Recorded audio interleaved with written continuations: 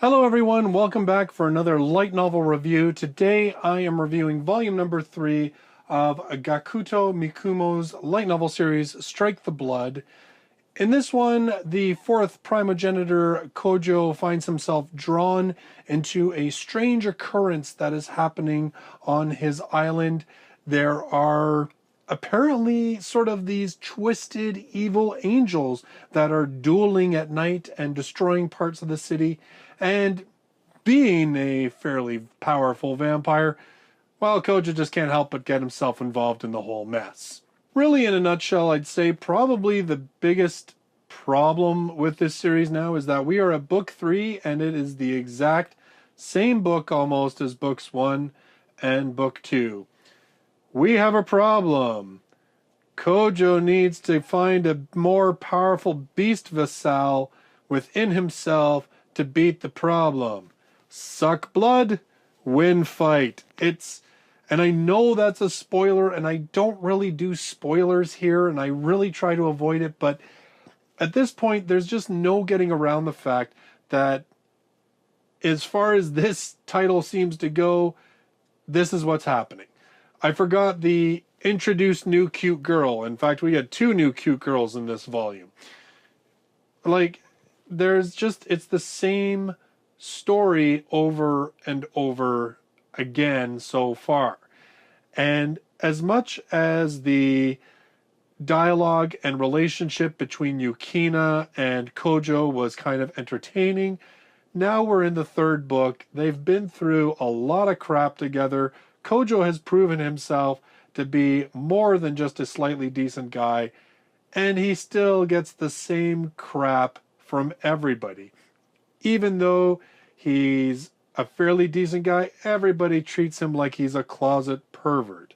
He's always getting into situations where there's misunderstandings about what he's doing with a particular girl, and that just leads to more comments about how he's a pervert. There's a slight bit of eshiness to the series, but it's not over the top.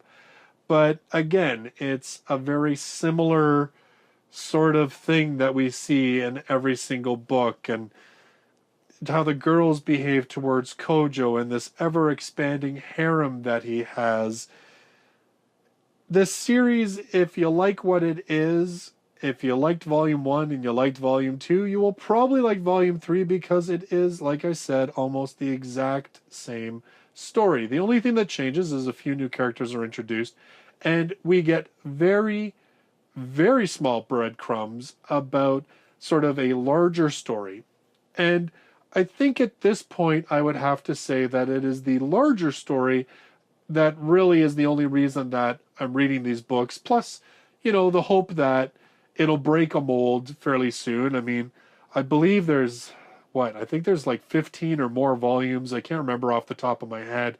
But, I mean, at some point it's got to break the mold. Like, you can't write the same thing over and over and over again.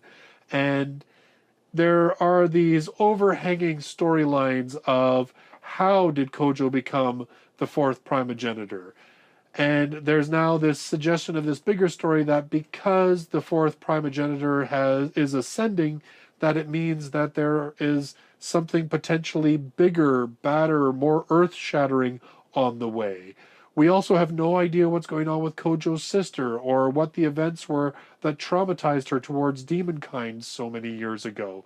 There's a lot of interesting story parts that are in this series, and we've gotten just enough that I would say I'm interested and want to know what those answers are, but the books so far have really not dedicated a whole lot of time or energy to exploring those bigger stories. We're still very much in the monster of the week, girl of the week, how's Kojo going to power up to get through the crap this week?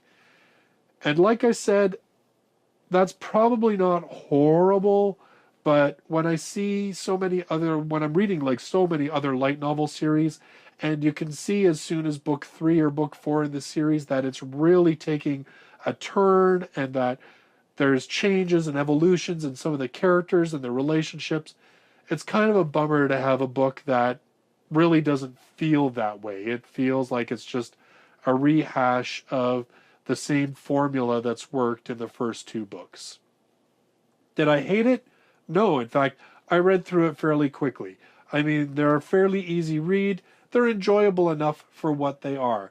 I just wanted to start getting to the meatier bits because, well, like I said, I just want the story to evolve more. I want the characters to evolve more. I could deal with the monster of the week if the characters themselves and their relationships with each other showed a lot of growth and development. I'm going to hang in there with this series, though, because, like I said, the bigger questions, I'm interested. I want to know the answers. And I do want to see where this goes. It is only book 3, so there is still lots of time and lots of volumes for there to be improvement. But that's my thoughts on this volume number 3 of Strike the Blood. If you liked volumes 1 and 2, pick it up. You'll love it. If you're looking for something that's going to be really shockingly different as of book 3, this one's going to fail to impress you. So my next light novel review is going to be on volume number 4 of Kagero Days. That'll be next week. And I mean, speaking of a series that just kind of hops all over the place in terms of story, structure, characters, sometimes it's almost hard to keep track of, but there are some, again, very interesting little bits that I want to find out the answers to. So that will be next week. If you're new to the channel, click on subscribe so you can keep up with all my future light novel reviews. You can check all my older reviews with links at the top, as well as my manga reviews. And I don't just read books, I write them too, every now and then when I've got time, and you can check those out at the link above as well.